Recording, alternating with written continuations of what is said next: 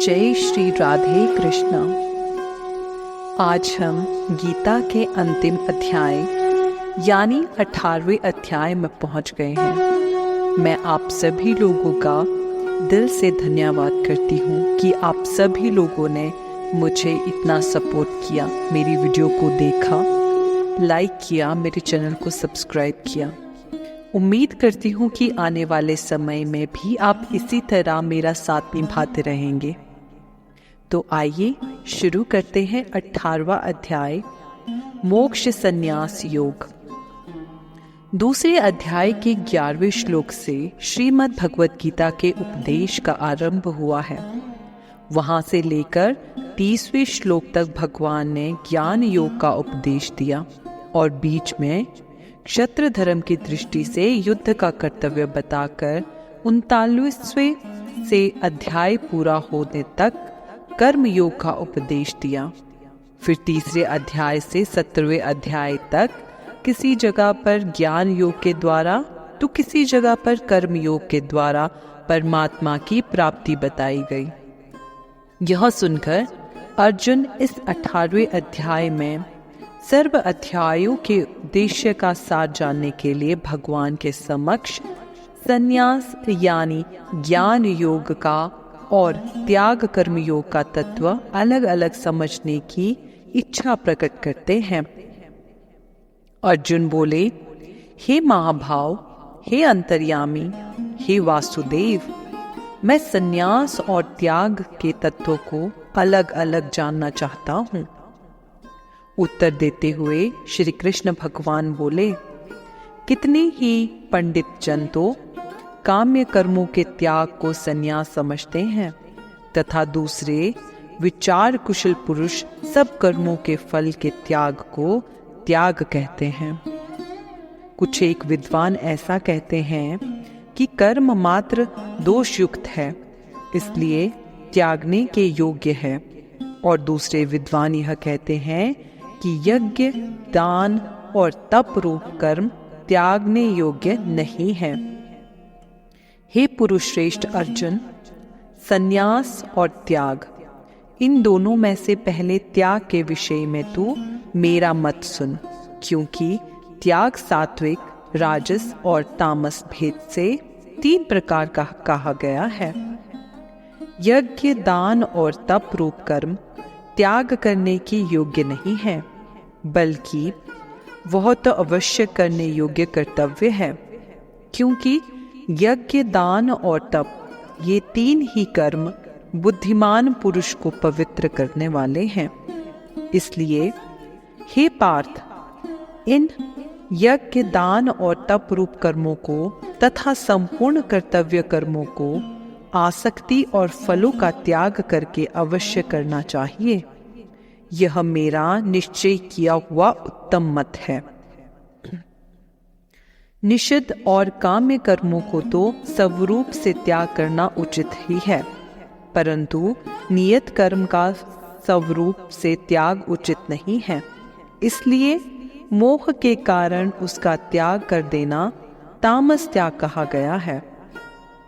जो कुछ कर्म है वह सुख दुख रूप ही है, ऐसा समझकर यदि कोई शारीरिक क्लेश के भय से कर्तव्य कर्मों का त्याग कर दे तो वह ऐसा राजस त्याग करके त्याग के फल को किसी प्रकार भी नहीं पाता। हे अर्जुन, जो शस्त्र विहित कर्म करना कर्तव्य है, अगर वह आसक्ति और फल का त्याग करके किया जाता है, वही सात्विक माना गया है। जो मनुष्य कुशल कर्म से दोष नहीं करता, कुशल कर्म से आसक्त नहीं होता, वह शुद्ध सतोगुण से युक्त पुरुष, संशय रहित बुद्धिमान और सच्चा त्यागी है। क्योंकि शरीरधारी किसी भी मनुष्य के द्वारा संपूर्णता से सब कर्मों का त्याग किया जाना मुमकिन नहीं है, इसलिए जो कर्म फल का त्यागी है वही सच्चा त्यागी है, यह कहा जाता है। कर्म फल का त्याग न करने वाले मनुष्य के कर्मों का तो अच्छा, बुरा और मिला हुआ ऐसे 3 प्रकार का फल मरने के पश्चात अवश्य मिलता है, किंतु कर्मफल का त्याग कर देने वाले मनुष्य के कर्मों का फल किसी काल में भी नहीं मिलता। श्री कृष्ण संपूर्ण कर्मों की सिद्धि के 5 उपाय बताते हैं जो सांख्य शास्त्र में कहे गए हैं। 5 उपाय जो सांख्य शास्त्र में कहे गए हैं उनमें से पहला है अधिष्ठान, यानी कि करने वाले का शरीर। दूसरा है कर्ता, यानी हमारा मन। उसके बाद है करण, यानी जिन साधनों द्वारा कर्म किए जाते हैं। तीसरा है अलग अलग चेष्टाएं। चौथा है आधार, यानी साधन। और 5वां हेतु देव है। मनुष्य मन, वाणी और शरीर से विपरीत जो कुछ भी कर्म करता है उसके ये 5 कारण हैं। परंतु ऐसा होने पर भी जो मनुष्य अशुद्ध बुद्धि होने के कारण कर्मों के होने में केवल शुद्ध स्वरूप आत्मा को कर्ता समझता है, वास्तव में वह मनुष्य सब कुछ देखते हुए भी कुछ नहीं देखता। जिस मनुष्य के अंतःकरण में मैं करता हूँ ऐसा भाव नहीं है, तथा जिसकी बुद्धि सांसारिक पदार्थों में और कर्मों में लेप्यमान नहीं होती, वह पुरुष इन सब लोगों को मार कर भी वास्तव में ना मरता है और ना पाप से बंधता है। ज्ञाता, ज्ञान और ज्ञेय ये 3 प्रकार के कर्म प्रेरणा हैं, और कर्ता, करण तथा क्रिया ये 3 प्रकार के कर्म संग्रह है। गुणों की संख्या करने वाले शास्त्र में ज्ञान और कर्म तथा कर्ता गुणों के भेद में 3 प्रकार के कहे गए हैं। उनको भी तू मुझसे पली बांति सुन। श्री कृष्ण ज्ञान के बारे में बताते हैं कि जिस ज्ञान से मनुष्य अलग अलग सब भूतों में एक अविनाशी परमात्मा भाव को विभाग रहित संभाव से स्थित देखता है, उस ज्ञान को तू सात्विक जान। जिस ज्ञान से मनुष्य बाकी सबको अलग अलग देखता है, अर्थात जो मनुष्य अपने आप को दूसरों से अलग समझता है, मेरा शरीर अलग है तो मेरी आत्मा भी अलग है, जो ऐसा सोचता है, उस ज्ञान को तू राजस जान। परंतु जो ज्ञान एक कर्म स्वरूप शरीर में ही संपूर्णता से सदृश आसक्त है, अर्थात जो ऐसा सोचता है कि जो भी है वो यही शरीर है और कुछ भी नहीं है, वह सब एक परमात्मा का अंश है, तथा जो बिना युक्ति वाला और तुच्छ है वह तामस कहा गया है। श्री कृष्ण कर्म के बारे में बताते हैं कि जो कर्म शास्त्र विधि से नियत किया हुआ और कर्तापन से अभिमान से रहित हो तथा फल ना चाहने वाले पुरुष द्वारा बिना राग द्वेष से किया हो, वह सात्विक कहा जाता है।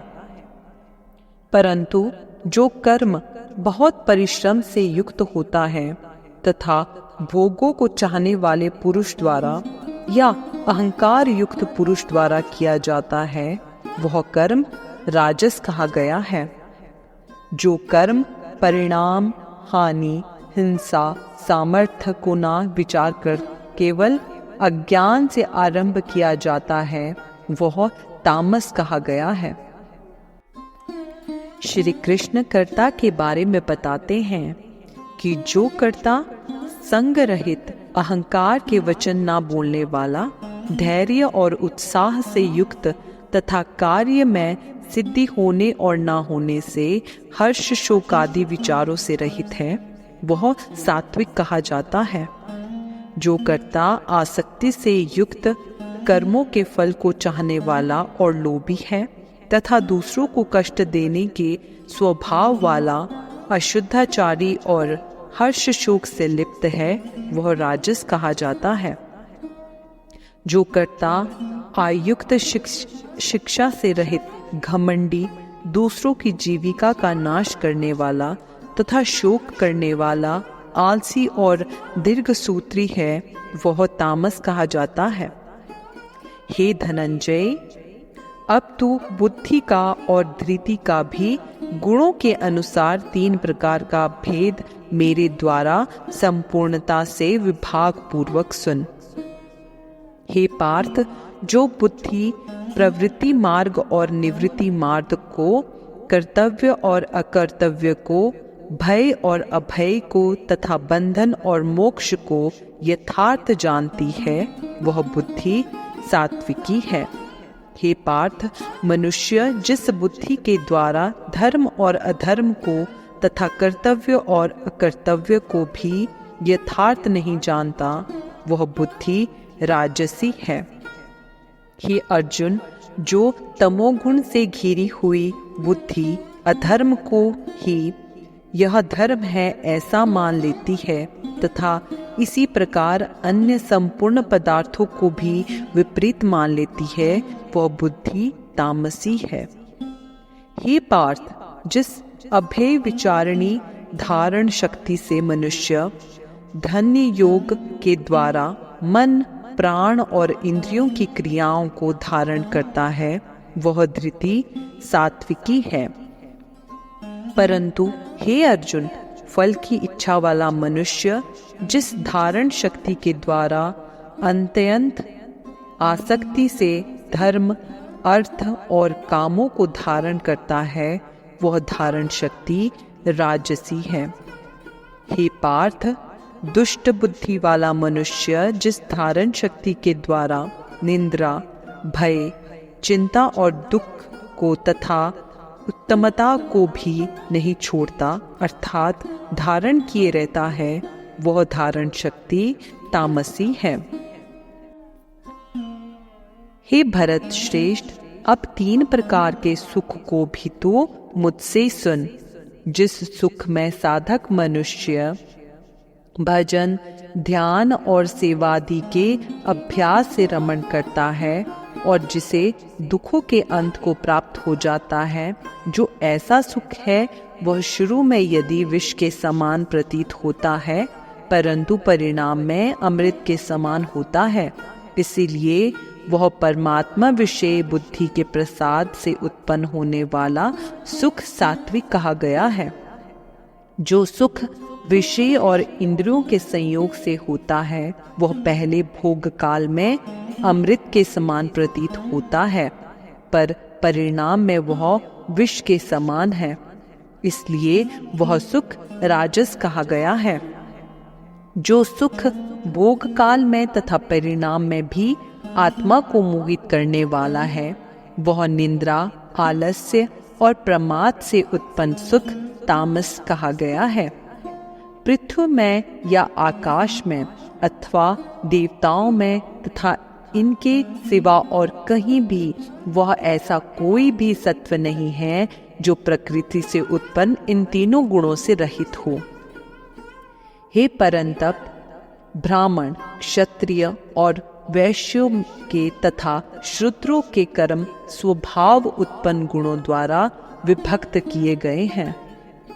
अंतकरण का निग्रह करना, इंद्रियों का दमन करना, धर्म पालन के लिए कष्ट सहना, बाहर भीतर से शुद्ध रहना, दूसरों के अपराधों को क्षमा करना, मन, इंद्रिय और शरीर को सरल रखना, वेद शास्त्र, ईश्वर और परलोक आदि में श्रद्धा रखना, वेद शास्त्री का अध्ययन अध्यापन करना, परमात्मा के तत्व का अनुभव करना, ये सब के सभी ब्राह्मण के स्वाभाविक कर्म हैं।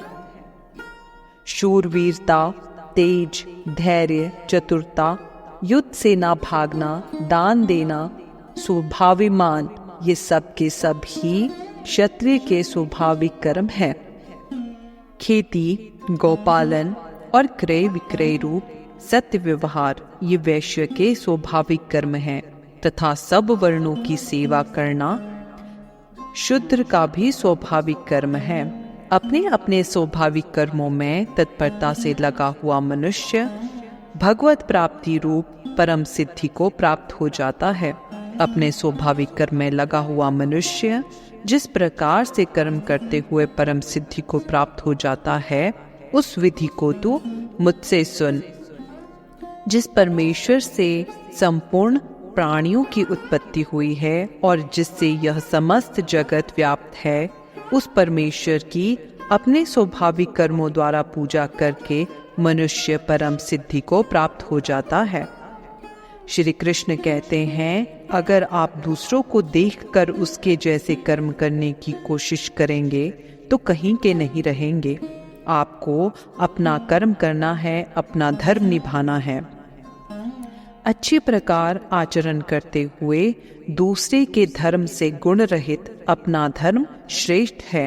जो अपने धर्म का पालन करते हुए उसे निभाता है, वह मनुष्य पाप को प्राप्त नहीं होता।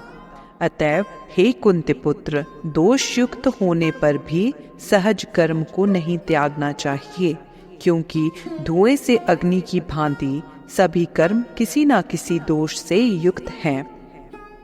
सर्वत्र आसक्ति रहित बुद्धि वाला, सप्रिय रहित और जीते हुए अंतकरण वाला पुरुष सांख्य योग के द्वारा उस परम निष्कर्म सिद्धि को प्राप्त हो जाता है। श्री कृष्ण कहते हैं, जब आपको कुछ मिल जाता है तो उसके बाद उस वस्तु की महत्वता और आवश्यकता दोनों ही खत्म हो जाती है। उसी तरह है सिद्धि। जब आप सिद्धि को प्राप्त कर लेते हैं, उसके बाद आपको प्राप्त करने के लिए कुछ भी नहीं रह जाता। जब आप अपने मन को वश में कर लेंगे, अपनी कामना और अपने मोह को खत्म कर लेंगे, तो आप सिद्धों की श्रेणी में आ जाएंगे और वही योग है।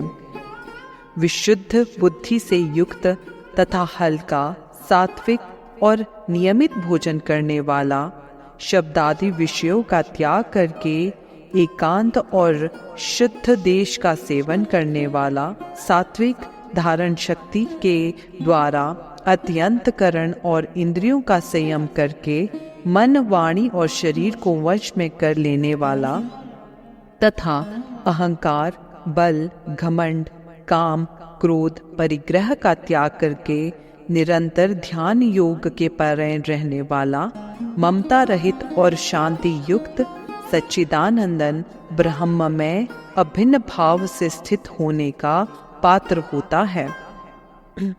फिर वह सच्चिदानंदन ब्रह्ममय एक ही भाव से स्थित प्रसन्न मन वाला योगी ना तो किसी के लिए शोक करता है और ना किसी की आकांक्षा करता है। ऐसा समस्त प्राणियों में संभाव वाला योगी मेरी पराभक्ति को प्राप्त हो जाता है। उस पराभक्ति के द्वारा वह मुझ परमात्मा को मैं जो हूँ और जितना हूँ ठीक वैसे का वैसा तत्व से जान लेता है तथा उस भक्ति से मुझको तत्व से जानकर तत्काल ही मुझ में परिविष्ट हो जाता है।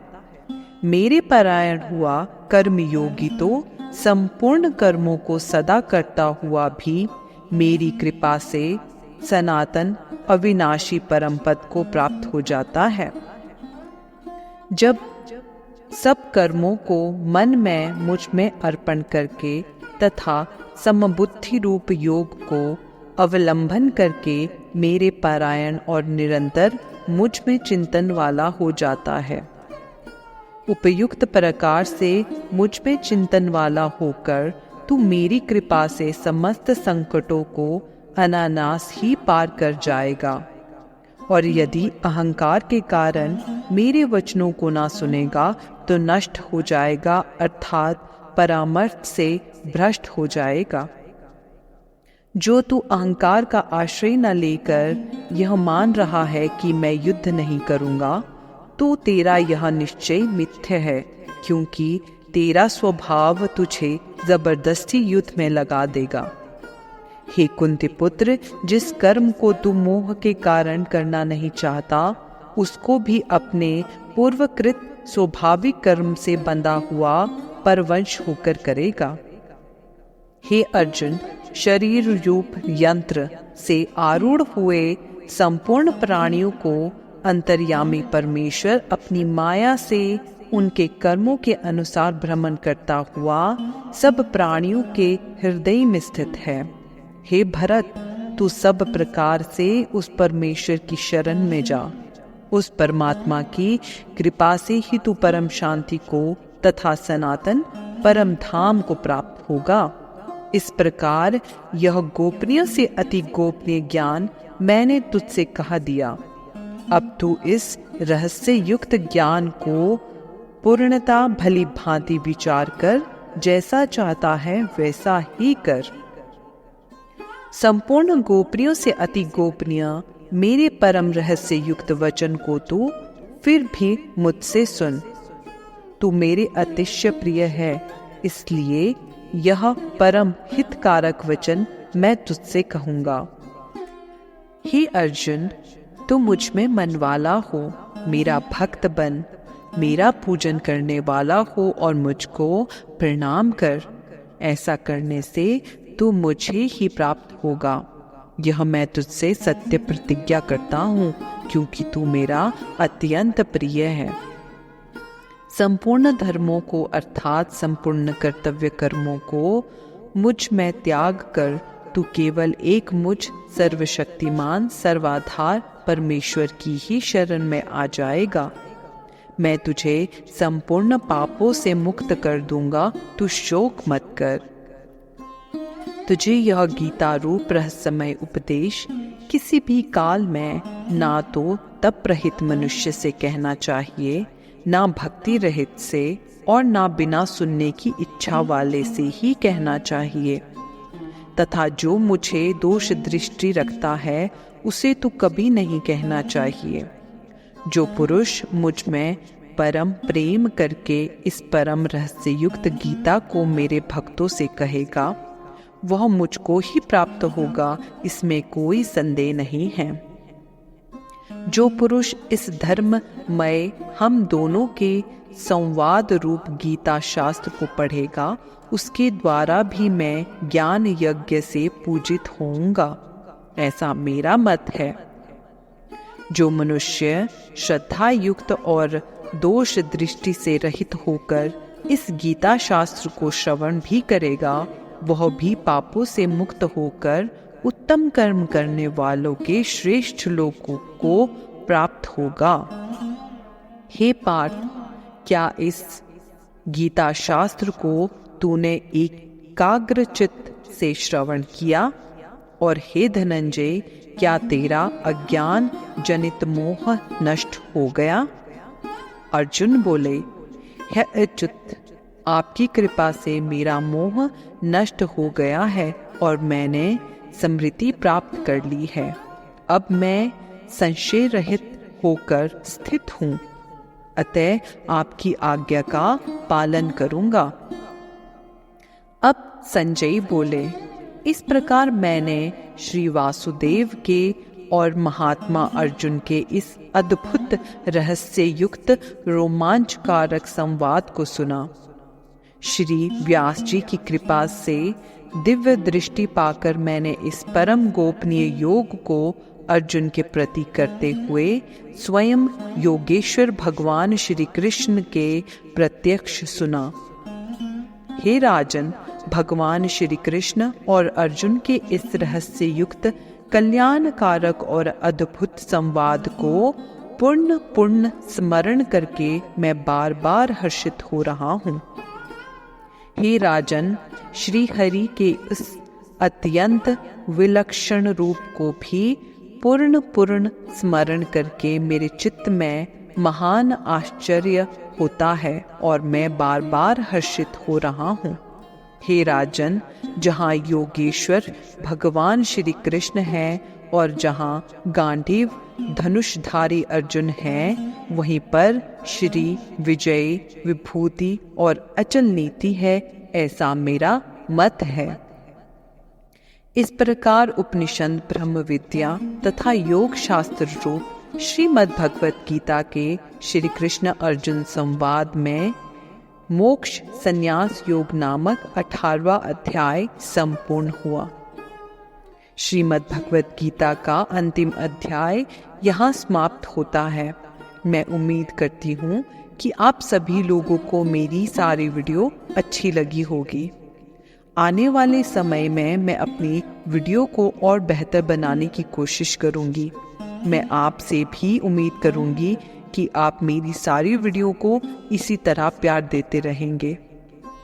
जय श्री राधे कृष्णा।